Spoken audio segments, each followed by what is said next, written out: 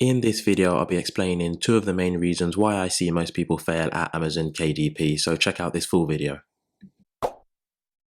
Now, the first is failing to understand demand, and I'm going to give you a few examples. So for you to get sales, there has to be customers that are willing to buy your product, and this is why it's best to have a customer-centric focus. Most people that come onto Amazon are looking to buy, so you just need to create a book around exactly what they are looking for. However, in this first example, what most self-publishers will do, especially beginners, is they'll create a book around something they might be passionate about or something they might just think is a good idea. The reason I'm showing this book is it's one of the first books that I ever created, and looking back, there are a lot of things wrong with this book, but specifically I didn't do a huge amount of research. I just thought that it was summer, and I decided just to throw out and create some summer notebooks. However, if I copy and paste a specific term into the Amazon search bar, just looking at the results provided by self-publishing titans, you can see even the average BSR is really high. And this just shows that there is no demand at all for this type of notebook. And if we take a look and scroll through some of the books, we can see some really high BSRs. So this will tell us that there just isn't the demand for this specific book. So for those that don't understand, the higher the BSR just means the less demand that there is for a book.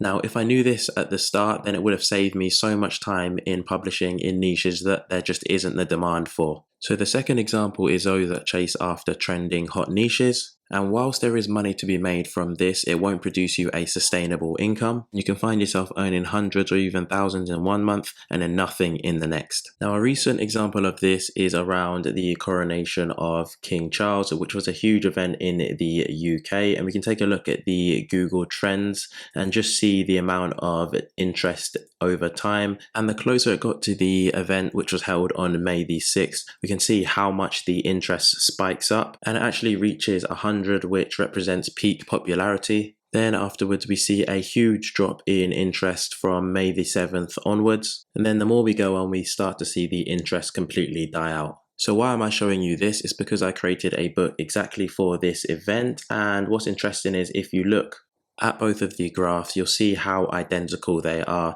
that they start to spike up the closer that it gets to the event, and then afterwards it completely drops. So definitely utilize a tool such as Google Trends to understand the interest and demand in a keyword. And whilst most will say you made over 1K in a short period from one book, the sad thing about this book is that it's completely tailed off and it will never make sales for me again. So I've gone from making over 1K in roughly 2 months to making nothing in the next from that book.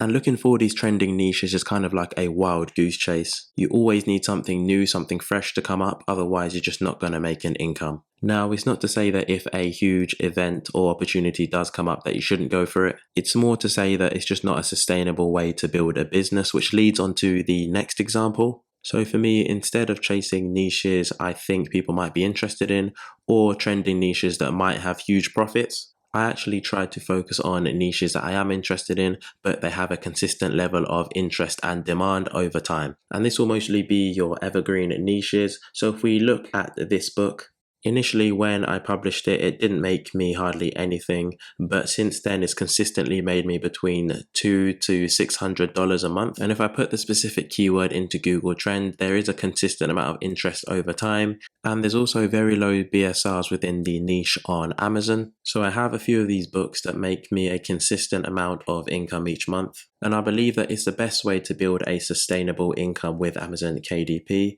Now, if you want to do the same, I do have a video that goes over a few ways to find and validate profitable niches in 2023, and you can check out this video here. Now, my second main point is regarding giving up too early. Now, most people create 10, 20, 30 low or mid content books. They don't make enough sales and decide to give up. But you have to understand that not every book that you create is going to sell. And the faster that you can get over it and move on to your next book, the closer you are to success. Now, I find that those that are willing to push forward, take steps to create better book covers, invest in tools, learn Amazon ads, and developing their mindset are the ones that will eventually find success. As one of the things I really love about this business is that once you do get everything right, it's one of the most passive online businesses. But there's too many people that just give up early on. So taking a look at one of the books I created towards the end of last year in Q4, it didn't make anything in October. It made a small amount in November. Then in December only made roughly $140, which I was really surprised by, as I felt I launched it at the perfect time. There wasn't a huge amount of competition, but there is a high level of demand in this niche. And I was quite disappointed in the outcome over the Q4 period, as I had invested and outsourced the cover and interior. And I had also spent money running ads, but I didn't give up. I continued to run and develop my ads, and eventually in January, February, it started to take off. And then since April, that book alone makes me over $1,000 each month. Now, I could have given up quite early on and pulled the ads, but even though it was spending a lot of money, the ad was profitable, so I decided to keep it running, and I'm thankful that I didn't give up so early. And that's why I say don't rush or be frustrated if you don't get initial sales or even sales within the first 3 months. Some books can take quite a while to take off, but just have the long-term mindset and be patient. So again, thanks for watching another video. I didn't want to make this video too long, but I just wanted to highlight those two main points of understanding demand and making sure that you don't give up too early.